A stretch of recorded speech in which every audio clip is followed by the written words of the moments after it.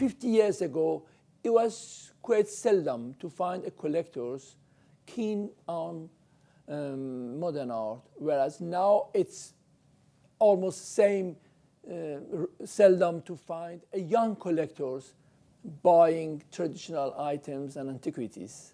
In Iran, there had been so many collectors. They were traditional, wealthy people. Their children, many of them are in their 30s or early 40s, having educated from Western universities, they more keen on modern and contemporary items rather than traditional objects and antiquities. Collecting art in many parts of the Middle East is a relatively new phenomenon, and obviously platforms like art fairs and auctions allows people to start to build this sort of interest in collecting.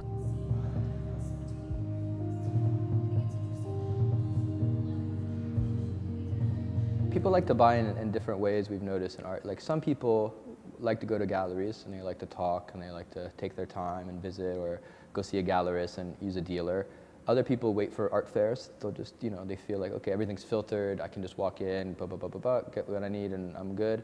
And other people just like auctions. I mean, they only buy in auctions. They like either the thrill of buying it. It gives people a bit of confidence. If I bid on a piece and I know 10 other people also were bidding, it makes me feel like, okay, I got a good piece. Whereas if you go buy it at a gallery, maybe no one else liked that piece. Maybe I'm the sucker who bought that piece. You know what I mean? There's a lot of psychological things because it's an immature scene. Initially, Syrian art's being bought by Syrians, Iranian art's being bought by Iranians, and there's no real crossover. But then you get to the point where you get a bit more confident, a bit more comfortable as a collector, and you start to see like, hey, what's that over there? I want to, that looks cool. I want to learn more about that. And so we started seeing Iranian collectors coming to buy Arab art, and we saw Arab collectors asking us about Iranian art. But it is the kind of thing, it just slowly happens, and the next thing you know, you have a collection. People buy kind of what they like, and then later, part of your personality you kind of can see in the work that you've bought. Eventually, they will definitely affect the cultural scene of the countries. They have money, they have taste, they have collections, they have parties in which they show their pieces from their collections to each other. So it's becoming increasingly fashionable to become an art lover. Instead of getting prestige from the fancy cars or the houses or other objects, they rather show their collections, their modern and contemporary collections, as a matter of prestige to them. And this somehow affects the whole lifestyle of Iranian class.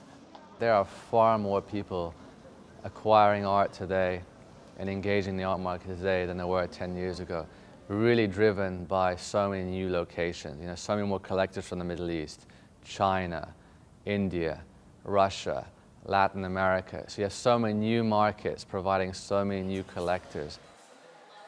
If you don't have collectors, there's no art scene. Artists just get other jobs. They have to go drive taxis, they have to do whatever because they can't paint, they can't work on their art because no one's supporting it. Art, and especially contemporary art, has much to do with social status. And so these people who make money, they want to gain new legitimacy, social legitimacy. So very expensive works of art are a way of showing their wealth and also their cultural and social legitimacy. So these new emerging economies that produce super rich people very, very quickly are a factor that contributes to abundance of money on the art market and to these especially high prices or record prices on the contemporary art market. It's very important to know that there are so many more collectors in the art market today than there were 10 years ago.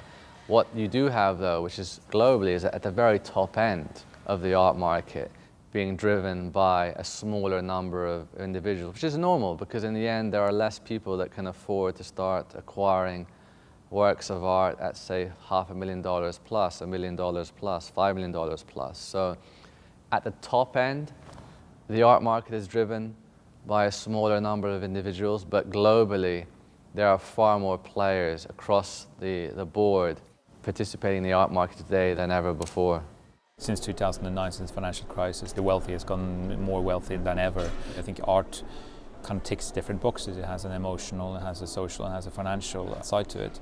If you're looking at every report that's been coming out in the last 10 years, there's been a sort of steady growth of particularly people with in sort of ultra high net worth individuals, billionaires. List has been growing. If you're looking at Forbes list, there's been constantly the number of people that's entering into these sort of high, ultra high net worth income brackets are increasing. And I think all of the market, we see the prices that we see at auction these days where you're selling things for, 20, 30, 40, 50, 60 to 100 million. I mean, these are obviously very few people who can afford that amount, but then art has been performing, has been doing well during a very difficult time for the financial markets. People are running out of options where to put their money, which means that art is seen as an alternative investment for many of these individuals.